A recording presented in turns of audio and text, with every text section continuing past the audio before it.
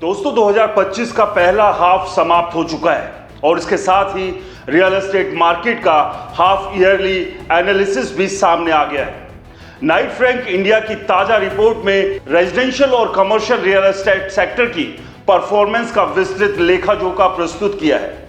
इस लेख में हम इस रिपोर्ट के प्रमुख बिंदुओं पर चर्चा करेंगे, जिसमें रेजिडेंशियल सेक्टर में सुस्ती, हाई एंड प्रॉपर्टी की मांग और कमर्शियल ऑफिस स्पेस में ऐतिहासिक वृद्धि जैसे पहलू शामिल है। आइए इस रिपोर्ट को विस्तार से समझते हैं। रिपोर्ट के अनुसार 2025 के पहले 6 महीनों में भारत के 8 प्रमुख शहरों में कुल 1,72,201 रेजिडेंशियल यूनिट्स बिकी। ये पिछले साल की समान अवधि की तुलना में 2% की मामूली गिरावट दर्शाता है। हालांकि ये गिरावट छोटी है, लेकिन ये मार्केट में कुछ बदलावों का संकेत दे रही है। पहला, हाई एंड प्रॉपर्टी की मांग बरकरार। 1 करोड़ रुपए से अधिक कीमत वाले घरों की बिक्री में 17% की वृद्धि देखी गई है। 2 से 5 करोड़ रुपए की रेंज वाले घरों की बिक्री में 30% का उछाल आया है। कुल बिक्री का 50% हिस्सा 1 करोड़ रुपए से अधिक कीमत वाली प्रॉपर्टीज का है, जिसमें 83,000 से अधिक यूनिट्स बिकी है। यह दिखाता है कि हाई एंड और लग्जरी सेगमेंट में मांग न केवल बरकरार है, बल्कि बढ़ रही है। दूसरा, लोअर एंड सेगमेंट में कमी। 50 लाख रुपए से कम कीमत वाले घरों की हिस्सेदारी अब घटकर 25 से 26% रह गई है, जो पहले 2/3 थी। अफोर्डेबल हाउसिंग सेगमेंट में डेवलपर्स की रुचि लगभग खत्म हो चुकी है। बड़े डेवलपर्स इस सेगमेंट से पलायन कर चुके हैं और केवल छोटे डेवलपर्स ही सीमित मात्रा में मकान बना रहे हैं। इसका कारण यह है कि अफोर्डेबल हाउसिंग में मार्जिन कम है और बिक्री के लिए अधिक मार्केटिंग प्रयासों की आवश्यकता होती है। तीसरा, शहर दर शहर प्रदर्शन।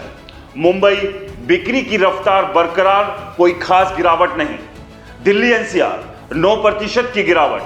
बेंगलुरु 3% की मामूली गिरावट। पुणे एक उभरता हुआ मार्केट जो बेंगलुरु और एनसीआर के समकक्ष प्रदर्शन कर रहा है।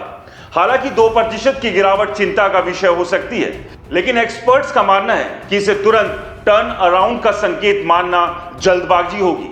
मार्केट की गति को पूरी तरह समझने के लिए अगले कुछ क्वार्टर्स की रिपोर्ट का इंतजार करना होगा। हाई एंड सेगमेंट की मजबूती और कुछ शहरों में स्थिर मांग ये दर्शाती है कि मार्केट अभी भी स्थिर है, लेकिन लोअर एंड सेगमेंट में कमी चिंताजनक है। रेजिडेंशियल सेगमेंट में सुस्ती के विपरीत कमर्शियल रियल एस्टेट, खासकर ऑफिस स्पेस ने 2025 के पहले हाफ में ऐतिहासिक प्रदर्शन किया है। नाइट फ्रैंक इंडिया की रिपोर्ट के अनुसार इस अवधि में ऑफिस स्पेस की बिक्री और लीजिंग ने अब तक का सर्वश्रेष्ठ प्रदर्शन किया है। पहला, ऑफिस स्पेस की मांग। ऑफिस स्पेस की लीजिंग और सेल्स में अभूतपूर्व वृद्धि देखी गई है, जो अब तक का सबसे बेहतर हाफ ईयरली प्रदर्शन है। यह वृद्धि कॉर्पोरेट सेक्टर में बढ़ती गतिविधियों और कार्यालयों में वापसी के रुझानों को दर्शाता है। दूसरा, क्या बनाता है इसे खास? कंपनियों के द्वारा हाइब्रिड और फुल टाइम ऑफिस मॉडल को अपनाने से मांग बढ़ी है। टियर 1 शहरों में प्रीमियम ऑफिस स्पेस की मांग तेजी आई है।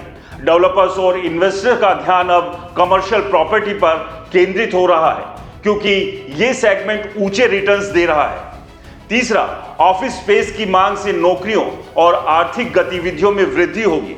रियल एस्टेट डेवलपर्स के लिए यह एक आकर्षक अवसर है, लेकिन इसका असर रेजिडेंशियल मार्केट पर भी पड़ सकता है, क्योंकि डेवलपर्स का ध्यान कमर्शियल प्रोजेक्ट्स की ओर अधिक जा रहा है।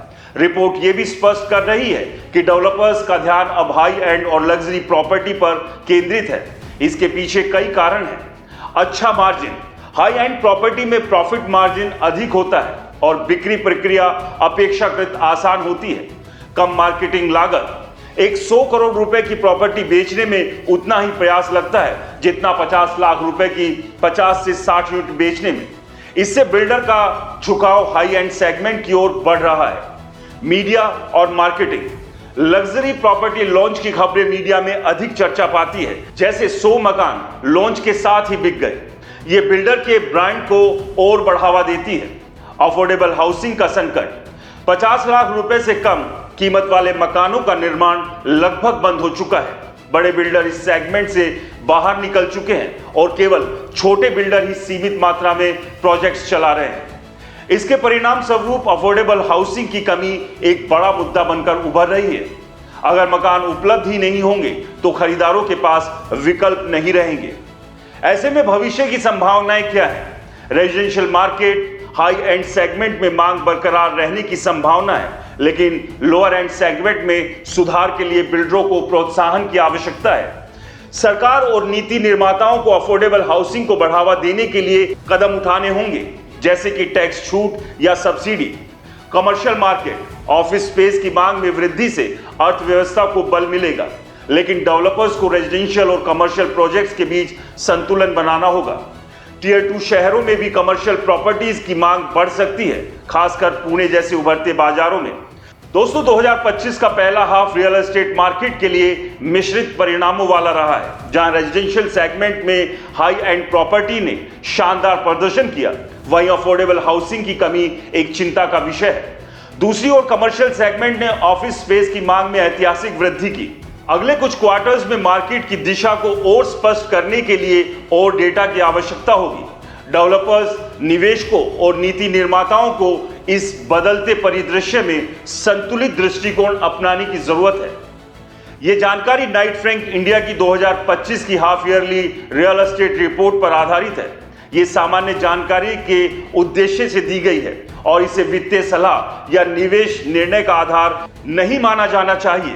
रियल एस्टेट में निवेश से पहले एक योग्य वित्तीय सलाहकार से परामर्श जरूर करें। और दोस्तों, आपको ये रिपोर्ट कैसी लगी हमें कमेंट्स कर जरूर बताएं। नमस्कार।